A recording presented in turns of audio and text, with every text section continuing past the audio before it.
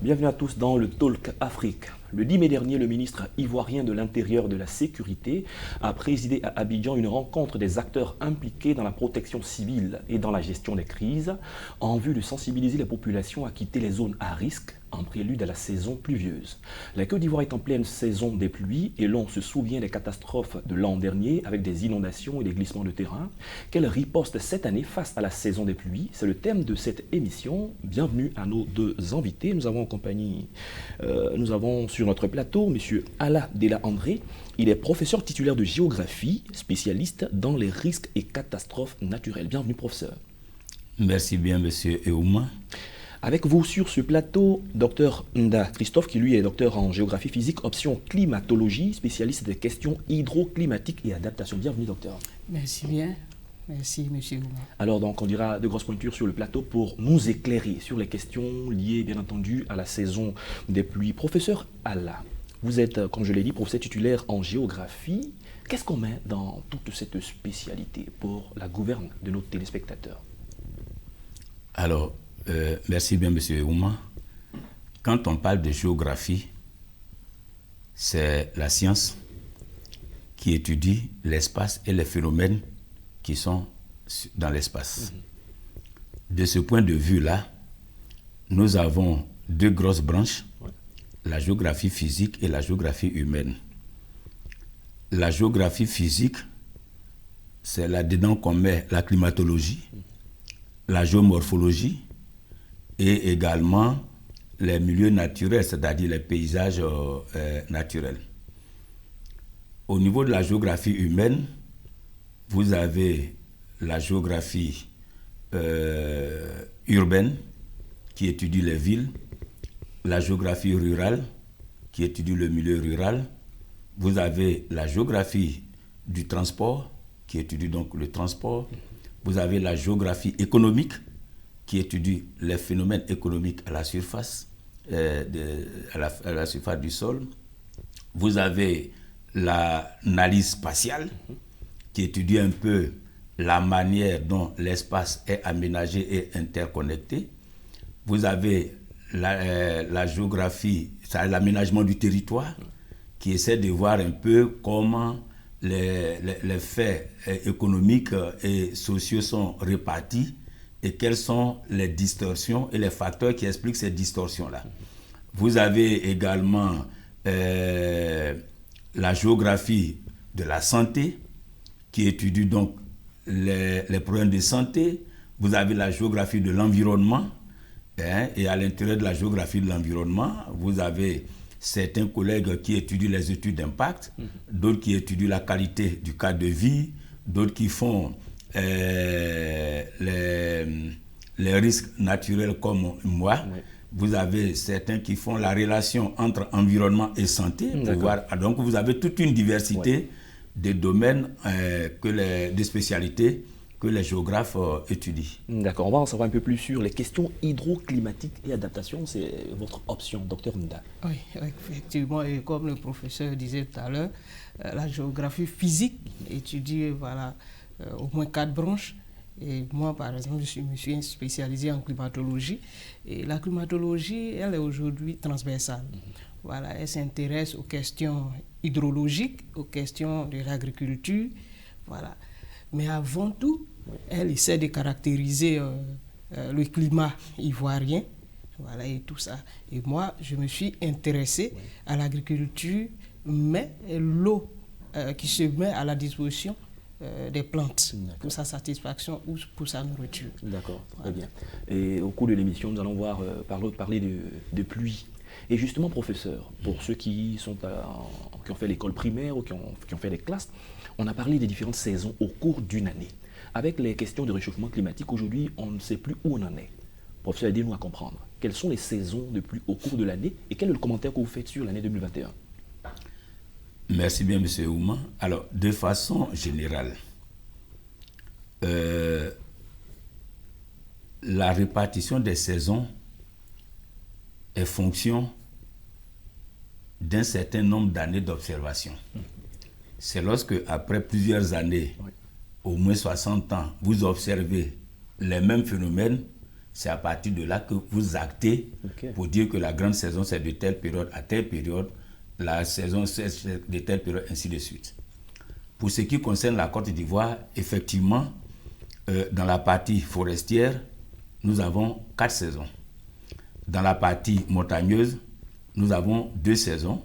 Et puis dans la partie nord, nous avons également 2 saisons, même avec des variantes d'Odiéné vers Bouna. Il y a une variation à cause de l'effet de montagne qui joue sur les précipitations au niveau d'Odiéné. Pour ce qui concerne la zone sud, où nous sommes, nous avons jusqu'à ce jour 4 saisons. 2 saisons de pluie et 2 saisons sèches.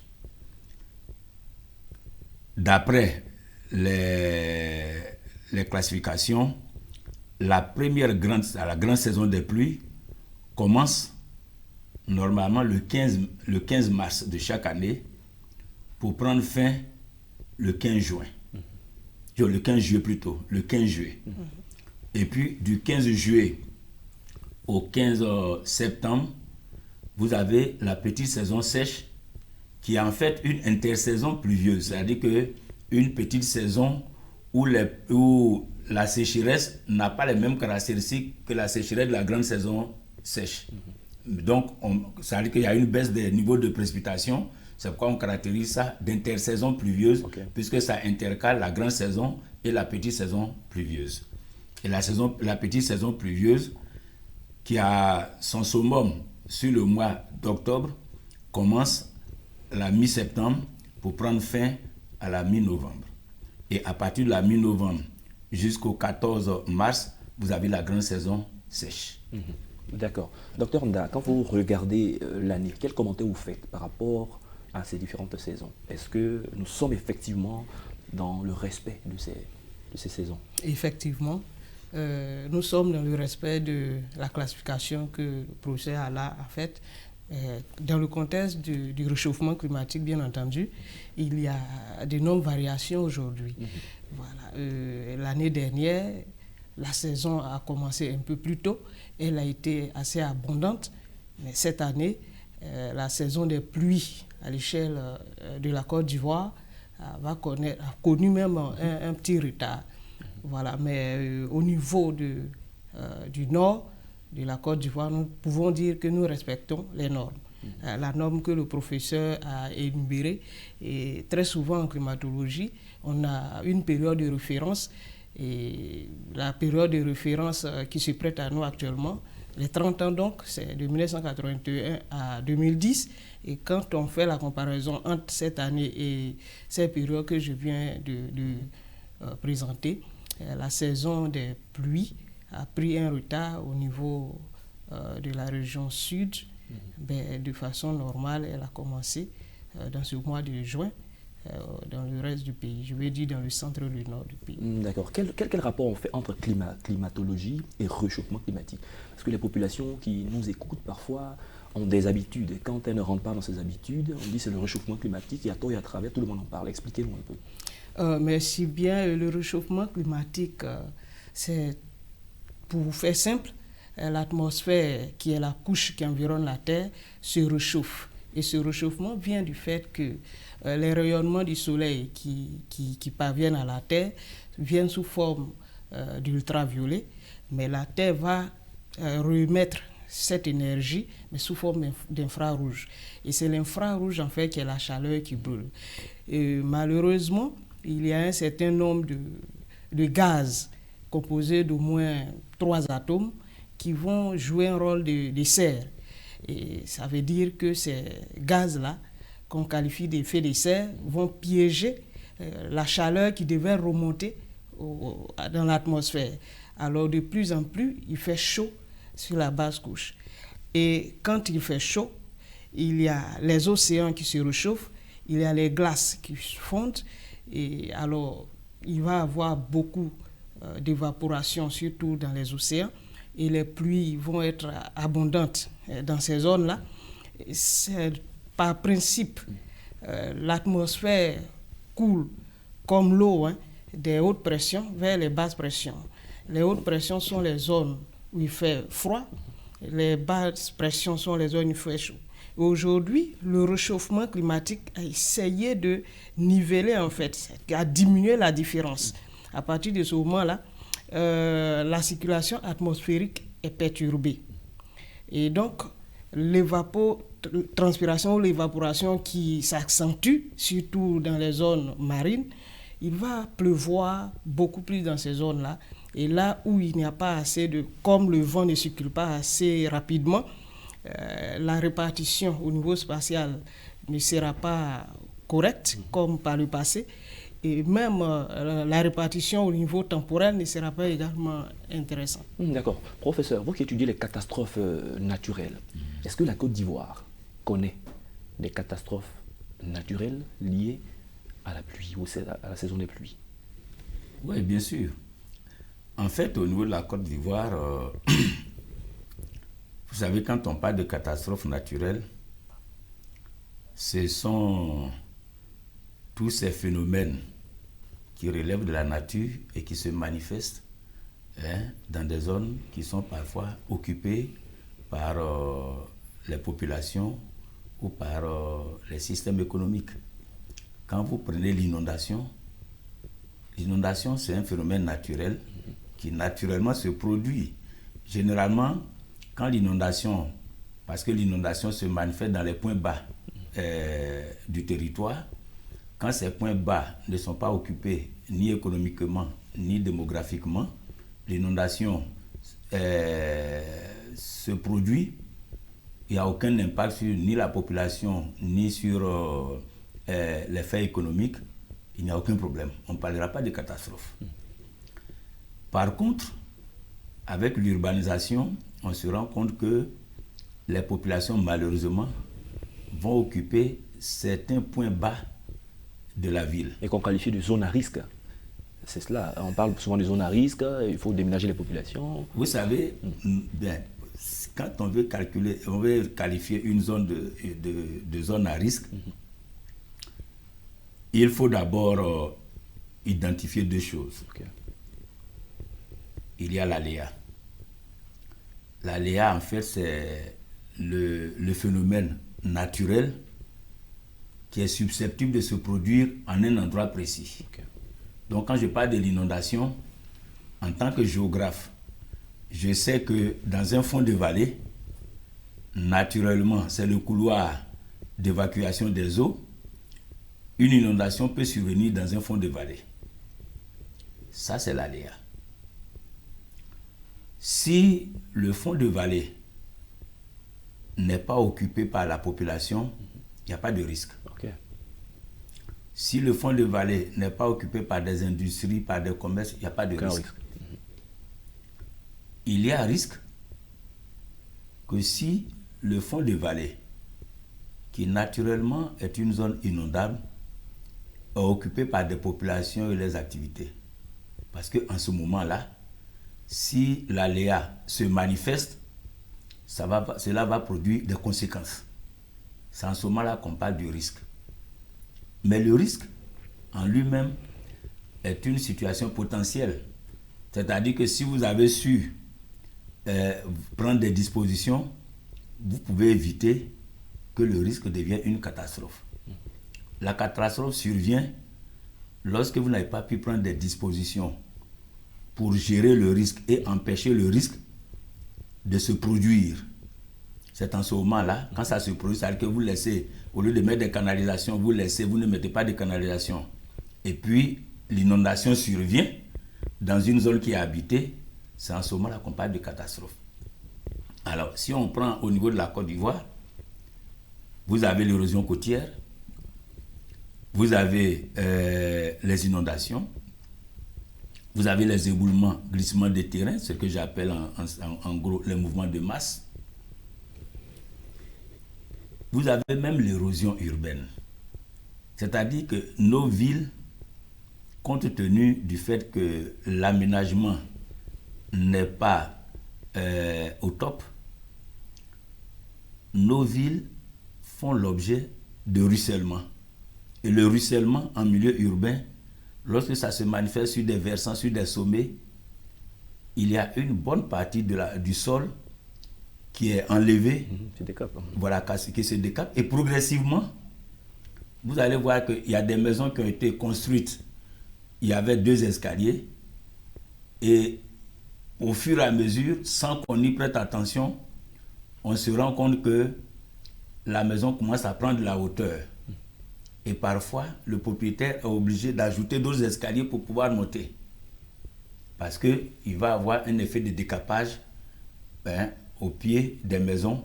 Mais ça, généralement, comme ce n'est pas un phénomène qui est brutal, on ne s'en rend pas compte. On ne place pas ça dans les risques, dans les catastrophes. Et pourtant, ça fait tomber des murs, ça fait tomber des maisons, ça fait tomber dans certaines clôtures, ça fait tomber ces choses-là. D'accord, merci professeur. Tout à l'heure, vous parliez de zones habitées qui peuvent constituer des zones de risque et puis après être des catastrophes. Parlons de responsabilité. À qui incombe la responsabilité? Est-ce à celui qui va habiter dans une zone qui demain devient un endroit à risque, ou à celui qui va loger cette personne, ou même aux autorités compétentes qui sont susceptibles de faire des études et savoir est-ce que ces zones-là sont à risque ou pas? Docteur Onda. Oh, merci bien. Je crois que la responsabilité est partagée par tous les acteurs. L'État essaie quand même de faire ce qu'il peut faire, notamment les prévisions. Voilà, l'État, chaque année, fait des prévisions saisonnières, mais il y a aussi des prévisions météorologiques qui sont faites sur un jour, voire une semaine. Il y a aussi la population qui, quand même, est un peu disciplinée. Et cette discipline peut s'expliquer par le niveau de vie. Il y a certaines populations qui ne peuvent pas s'offrir des cadres assez appropriés, qui préfèrent les zones de bas-fond, ou encore les zones déclassées par l'État. Voilà. Et donc, les responsabilités, je peux dire, sont partagées, que ce soit par la population, mais aussi l'État, puisque la sensibilisation, certainement, n'est pas à son haut niveau, et tout ça. D'accord, parlons des prévisions météorologiques. Professeur, allez-y. Alors, vous voyez, je réponds toujours à cette question de la même manière. Très bien. Quand vous prenez la Constitution ivoirienne, à moins que je fasse une mauvaise lecture, l'État a la responsabilité des biens et des personnes sur l'ensemble du territoire. C'est la responsabilité de l'État. En matière d'aménagement urbain, il y a un problème. Et ça, c'est la partie État, ça.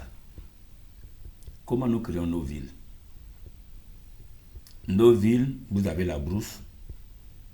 Un opérateur a eu un agrément pour faire le lotissement. Normalement, on relève les coupes de niveau. On regarde la forme du relief. Et puis, on essaie de voir avec cette forme de relief-là, si on enlève la végétation, qu'est-ce que ça peut entraîner comme problème avant de faire les tracés.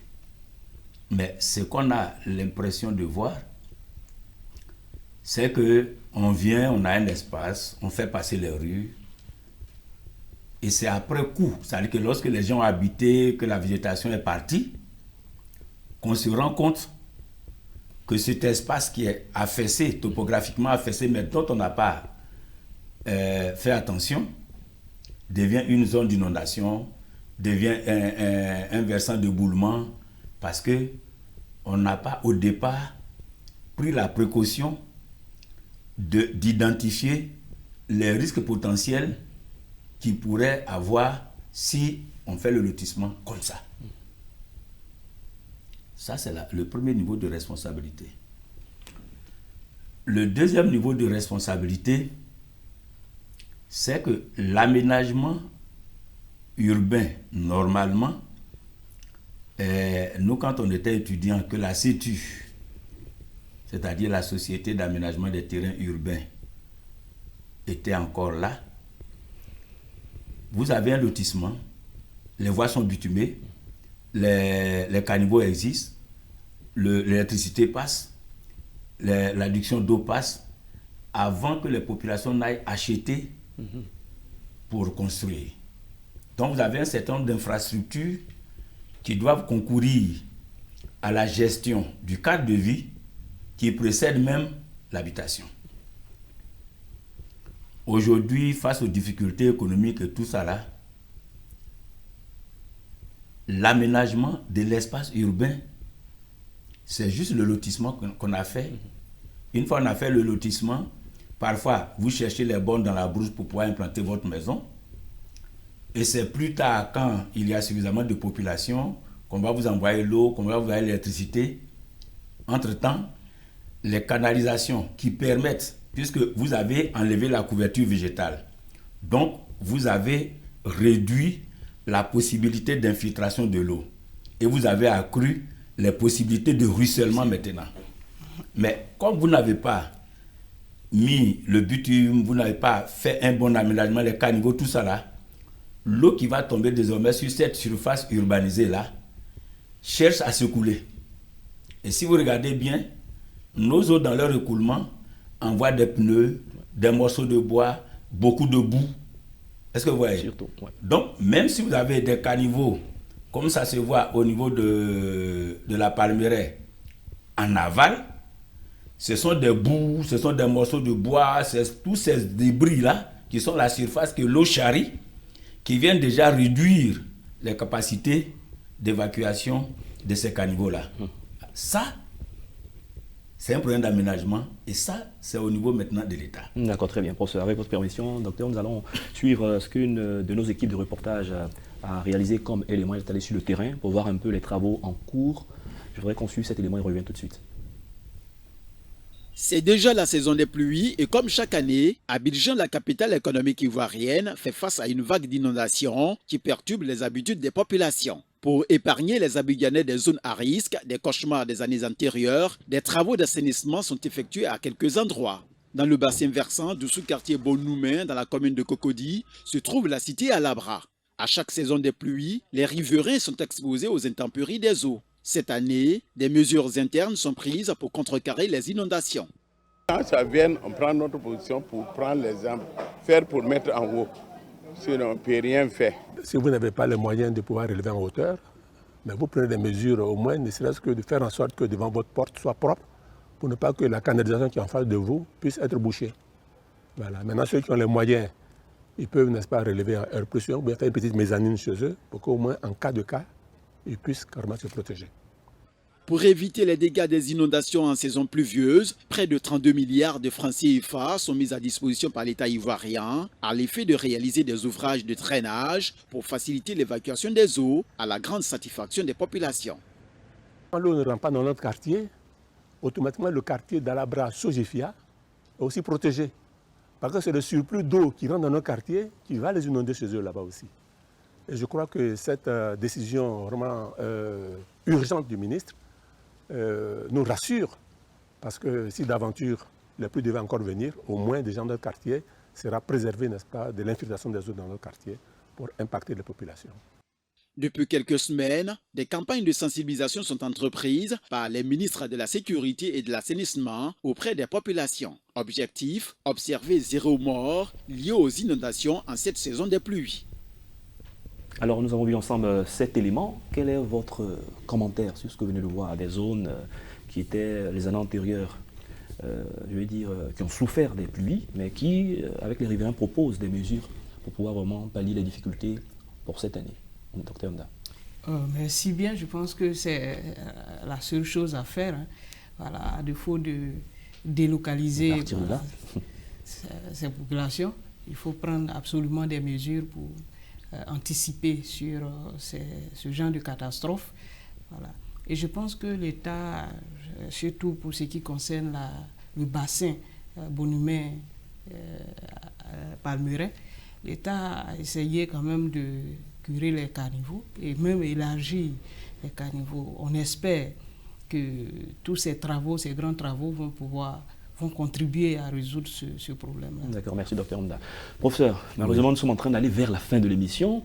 La question que nous allons poser en une minute, c'est de nous dire quelles sont les dispositions que les populations et que l'État devraient prendre si ces dispositions ne sont pas encore prises. Ben, alors, malheureusement, le temps est court, mais ce que je veux dire, à écouter l'émission qui vient de passer, le reportage, normalement, ce n'est pas quand la saison des pluies a commencé qu'on réfléchit pour prendre des précautions. La prévention se fait longtemps avant. Vous voyez, mais la plupart du temps, malheureusement, ici, c'est quand les premières populations sont frappées que vous voyez à la télévision, les gens sont en train de sensibiliser, descendre des versants. Mais à ce moment, les gens descendent pour aller où? Il y a un problème là. Au niveau des bassins versants, moi j'avais modestement proposé comme ça dans ma thèse d'État que normalement on devait faire une bonne étude au niveau de chaque bassin versant d'Abidjan, parce que chaque bassin versant a sa réalité, a ses pentes, à sa surface, à ses caractéristiques, et les écoulements dans les bassins versants ne sont pas forcément les mêmes d'un bassin versant à l'autre. Aujourd'hui, ce qu'il faut faire, moi je le dis toujours, il faut chercher à intégrer les zones à risque dans l'aménagement de nos villes. D'accord, très bien. Merci bien, professeur. Malheureusement, on est obligé de s'arrêter là. Il y a tellement de choses intéressantes à dire. On pourra donc les continuer dans un autre cadre et certainement pour une autre émission. Merci, professeur Ala Ndela. Je rappelle que vous êtes professeur titulaire de géographie, spécialiste dans les risques et catastrophes naturelles. Merci d'avoir donc répondu à nos questions. Merci bien, monsieur. Avec vous sur le plateau, docteur Nda Christophe, docteur en géographie physique, option climatologie, spécialiste des questions hydroclimatiques et adaptation. Merci également d'avoir répondu à nos questions. Merci bien, monsieur Oumar. C'est la fin de cette émission. Merci à tous de l'avoir suivi. Bonne suite de nos programmes sur Médian TV Afrique.